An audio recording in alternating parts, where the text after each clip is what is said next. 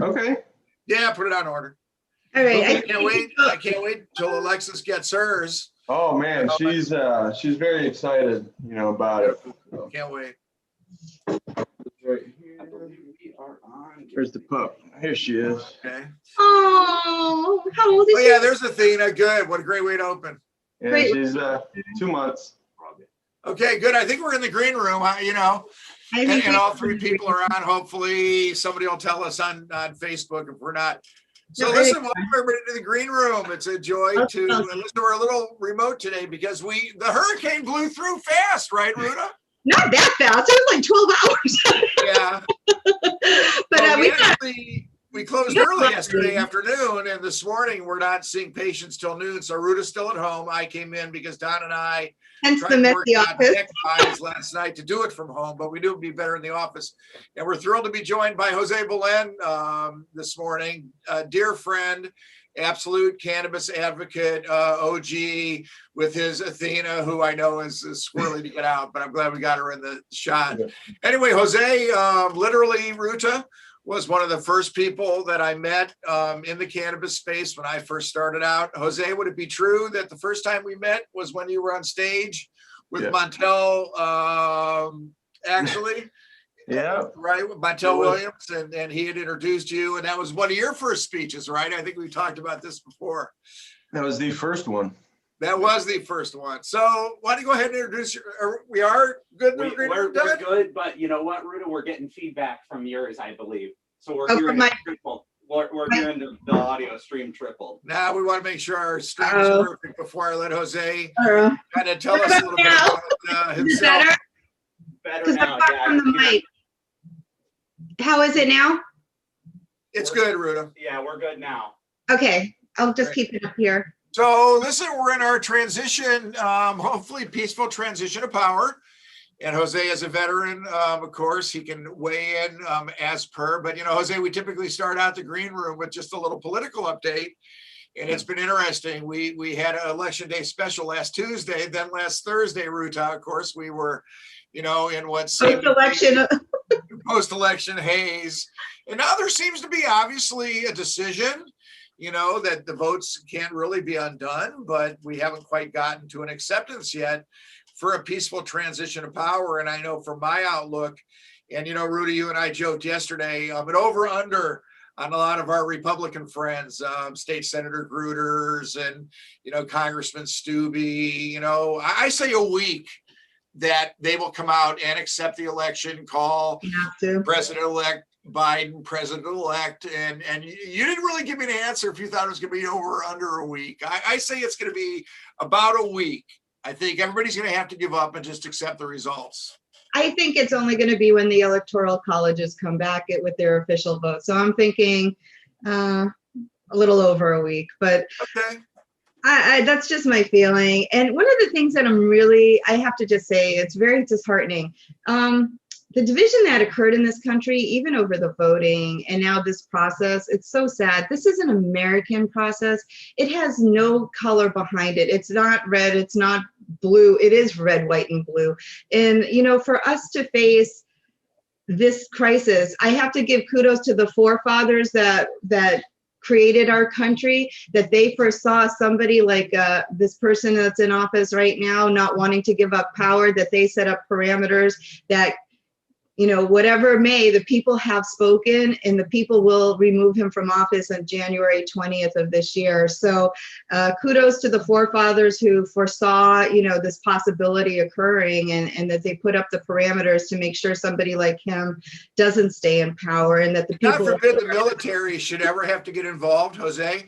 As a veteran, I'm sure, you have your outlook. Let's hear about Jose's story, because it's fascinating. No doubt. I was just going to lead into it. And thank you for your service, first and foremost. You guys give us our freedoms every day. So thank you. Well, for sure, I wanted to lead into that. Jose fought for the right, freedom, and so respectful of it. Tell us your story, Jose, and where you served. Absolutely. Thank you much. Thank you so much for having me this morning. I'm a United States Army Field Artillery combat veteran. I was part of the invasion into Iraq in the spring of 2003. I enlisted right after high school. I got to Iraq when I was 20, and I turned 21 and 22 there. I was there for 14 consecutive months. We were field artillery unit, so our job was to secure Baghdad, and with that also hunt for Saddam Hussein. So with my time in theater, I saw horrible things. Lost my buddies a few days before Christmas in 2003. And, one thing that's very important, veterans, when we come home, we don't ask for sorrow, for pity, or for any of that. We just ask for, understanding that for many of us, veterans like myself who may not look physically incapacitated, psychologically, the war does come home with us. And so, I was fortunate enough to serve 3 years of active duty service, honorably discharged in 2005. And at that time, I began a pretty fierce battle with severe PTSD and severe anxiety disorder, combat associated both, and nearly fell into the 22 a day, the nearly 8,000 veterans a year we lose to suicide. And a large part of that is because the system, the way it's set up and has been set up, is setting us up for failure. There's barriers upon transition, there's barriers upon reintegration. And then once we actually come back into the civilian life, we're like a fish out of water. So there's a lot of veterans, that look like myself, may look whole, but inside we're broken. And so with that, I took my struggles. And is the water tainted often, Jose, with a toxic soup of pharmaceuticals from the VA, which I know is a fascinating part of your story, of course, yeah, it's pertinent to medical cannabis? That's exactly how I got into medical cannabis. It was just the legal route was not as, beneficial as, I hate to say, as the illegal route. It's like, let me go, buy a couple of grams of cannabis off the black market instead of getting what's on auto delivery from the VA that's going to push me closer to suicide. So once I realized that there was a fight to be had, I was all in. I was fortunate enough to meet Montel Williams in the summer of 2017 at the South West Cannabis Conference Expo in Fort Lauderdale. That's where you and I met, Barry. Montel, being a former veteran himself, he took me under his wing. He said, "Brother, look, if you're trying to raise awareness to veteran suicide, I want to help with that." So, I've been on a mission for 4 years along with my wife. We have a small organization called Mission Zero Actual. We're focused on ending veteran suicide, but our mantra is not only giving veterans reasons to live again, but also a purpose in life. We stand for an acronym, which is hope, happiness, opportunity, purpose, and empowerment. With that, we do whatever we can on a day-to-day basis. I myself, speak on this platform for the veterans that you don't see that I carry on my back, those that are, in the shadows, still suffering in silence. So my story is really their story as well. I'm just a storyteller saying, hey, look, there's a great many men and women that served with me that are going through things right now, and we're losing them every 60 to 72 minutes. Can you repeat a day? Jose, can you do me a favor? Because I think people really don't understand the magnitude of the number. Can you repeat how many veterans a day commit suicide? A day. It's frightening. It's an epidemic equal, if not to that of the coronavirus. I mean, it's horrible. Correct. I thank you for bringing that up, because that is very true. We are facing our own, veteran epidemic in suicide. Every 60 minutes to 72 minutes. And the sad part about this is that this is government acknowledged. This is, from the federal government saying, yes, these numbers are what we're coming up with right now, that there's an average of 20 to 22 veterans every day taking their own life. And you have to think, why isn't this catching on to social media or even main media? Because this is truly, I mean, every time, and this is something that maybe you can talk about a little bit, sometimes it makes me mad. My family has veterans. My brother was in Vietnam. My nephew's lieutenant colonel, currently still and active in Army. You always have everybody, oh, thank you, vet, thank a vet, thank you. And yet the rate of suicide is 22 a day in this country. And people aren't like, oh my God. People should be like, oh my God, these poor people who served our country, they're dying at a horrific rate. And why aren't we intervening? And why aren't we doing better programs? And why aren't we speaking out? And why aren't we raising flags saying this is happening to us every single day? Correct. I thank you, for your passion and you're being so genuine in that concern. And I don't know. That has been the reason that I've stayed on course with this fight, along with so many other brothers and sisters, is we can't figure out why there can't be a little ticker, on the side of the newscast saying, hey, look, like there has to be more done. And I hate to say it, I think it just has to come down to politics. A lot of it has to come down to the decision makers. I have spent time in our state capital here in Florida. I've been to Washington, D.C., met with a number of politicians over the years, congressmen, congresswomen, and the buck always stops at if what we're asking for, right, if we're looking for marijuana, for example, legalization or descheduling, if it doesn't fall within their own area, they're not willing to support it, even though there are veterans committing suicide every hour. It's something that I'll never understand. No, me neither. I think never that, accept and never accept. Listen, Ruta, when I invited Jose into the green room today, I invited in a national voice, okay, for veterans access. And Jose, why don't you tell us about the Freedom, the Federal 5 and the Sure. case that you were involved with. Unfortunately, the Supreme Court has denied, but I know you just told me before coming on the air that we're not giving up, of course.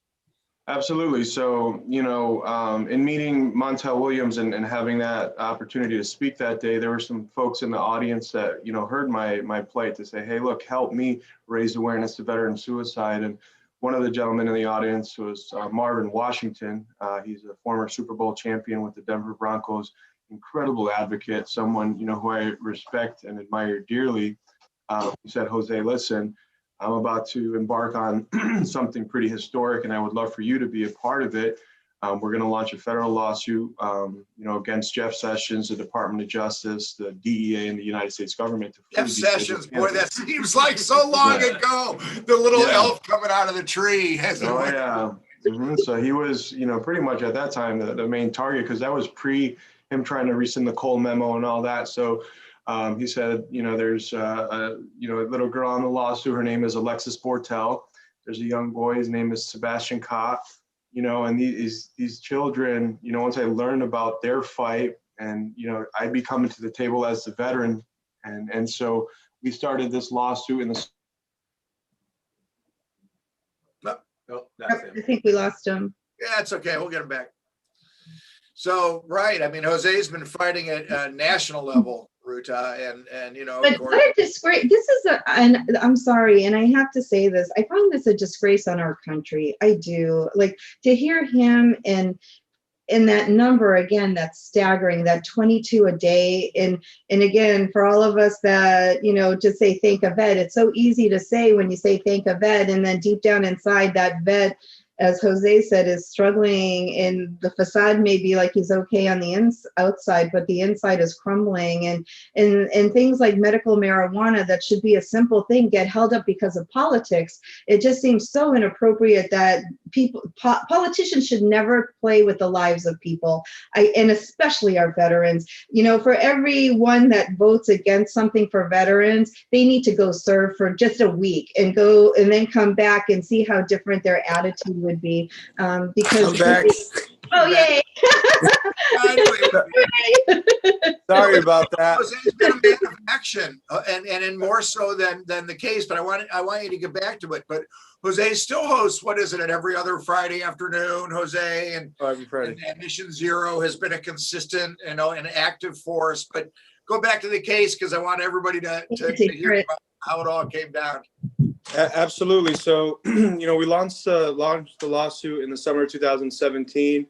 We had two key court cases in federal court in New York City after that, to which the cases were deferred to the higher courts.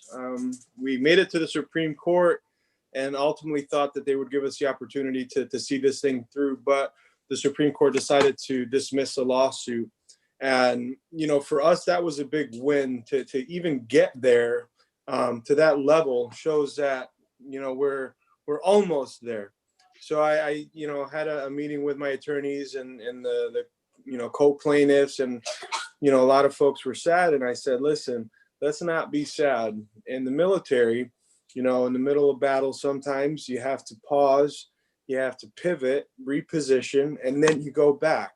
And so, we have that mindset now. What we're doing, those of us who were part of the suit and who have joined on, Barry, like yourself, you've always been there.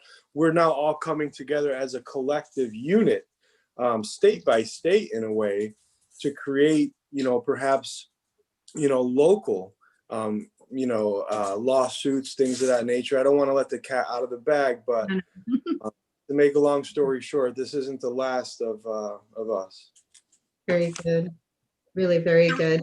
And I mean, it was a financial commitment, a travel commitment, a time commitment, and nobody should ignore that. And Michael Hiller, of course, was your lead attorney, right, Jose, who I'm sure is still involved. Pro bono as well. This was a pro bono lawsuit. They asked not once for money and never had any, and that's why I joined on. It was the integrity behind each individual that was a key stakeholder in this lawsuit. There's many that do things for show.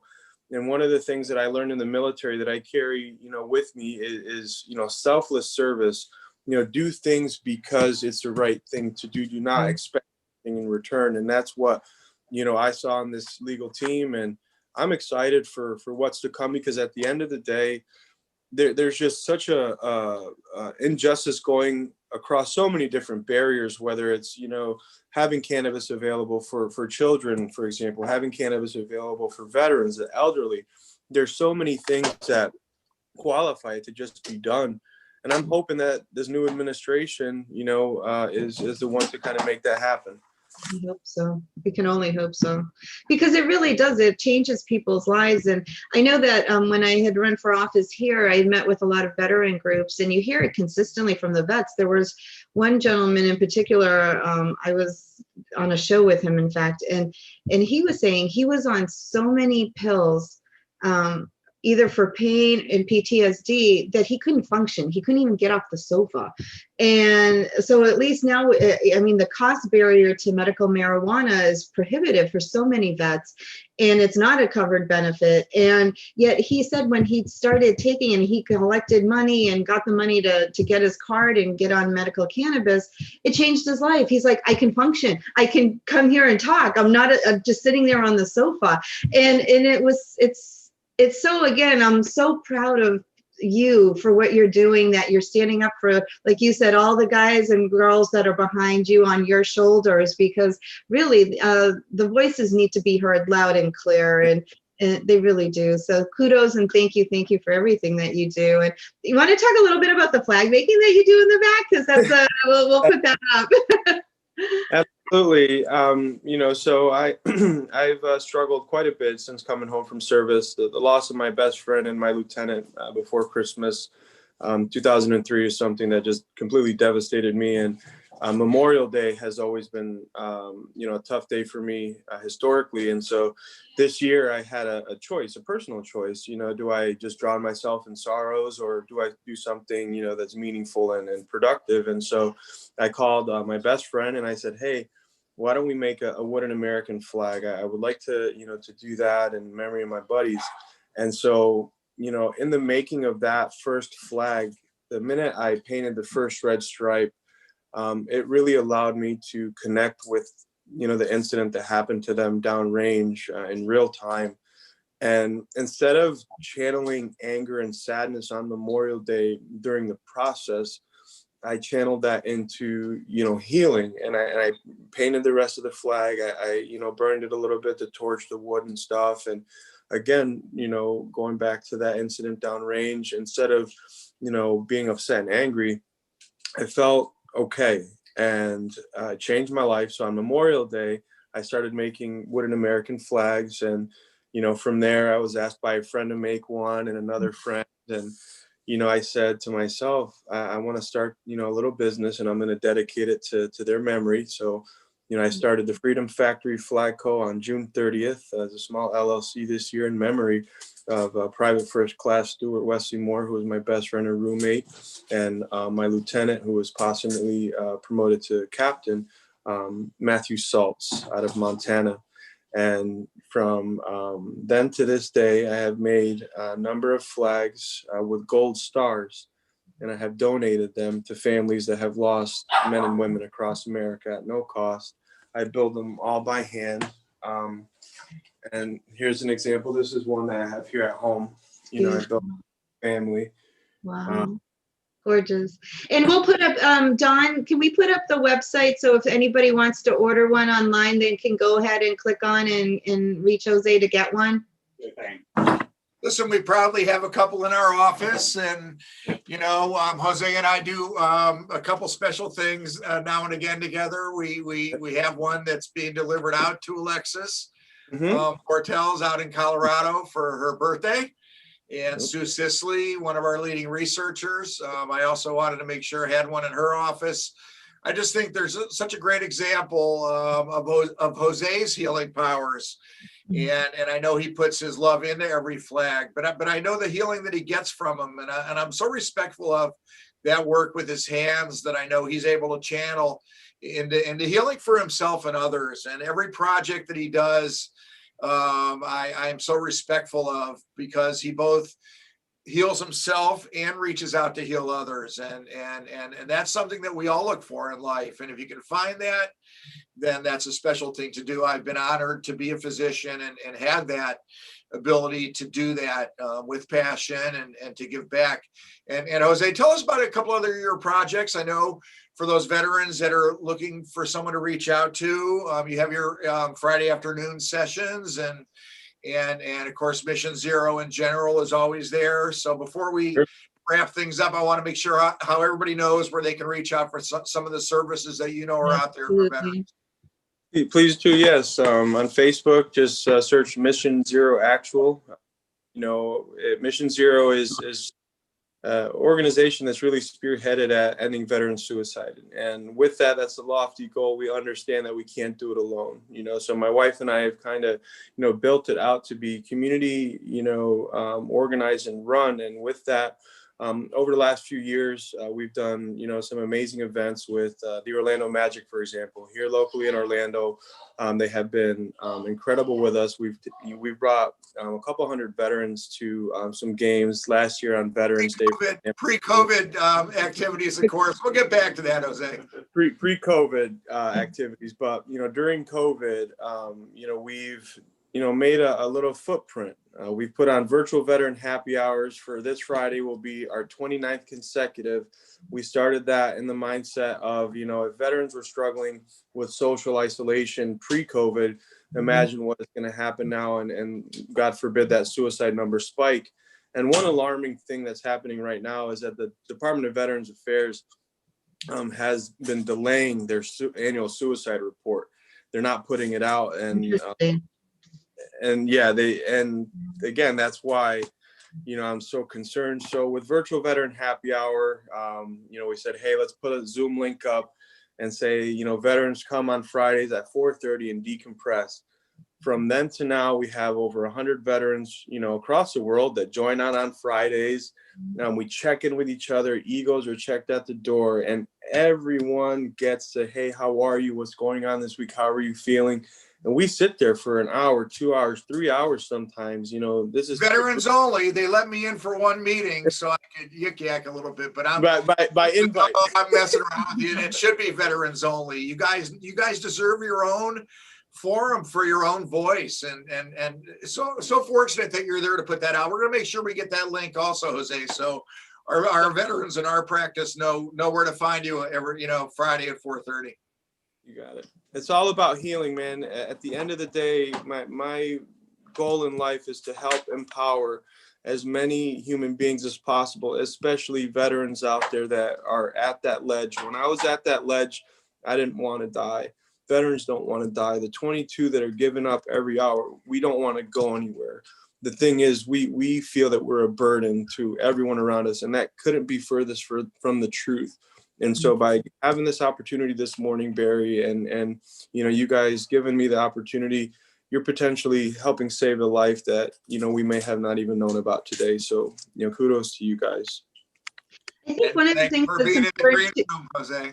Yeah, and I think for us too, like, and for everybody, I mean, every citizen, one of the things, again, like, just to get to politics, to put politics aside, when you guys serve, and I know from my own family members, nobody asks when your buddy is, you know, with you somewhere overseas, they don't ask what your political affiliation. You wear the flag of the United States, and I think that's so important at this time that we all remember that we all go to one flag, you know, and we protect that flag. Especially you guys protect that flag for us. I have to say, I wish, you know, all of us could be as brave as all of you who volunteer to go defend our country and our freedoms. But I think one thing that's really important for all of us in the audience and the ones that aren't vets, when you do see a vet, don't only thank them, but check in. If your neighbor's a vet, check in, you know, go bring a meal to them, you know, because sometimes, like you said, sometimes they're fighting an inner battle. And I think it's, you know, our duty as the citizens, you know, to give back to the ones who did fight, not just by a thank you, but by checking in and making sure, because maybe, like you said, maybe if you reach that one person that's on the ledge, you might pull them back. And it's something that we can all do and take a little bit of effort. And again, thank you for your service. I can't thank you enough.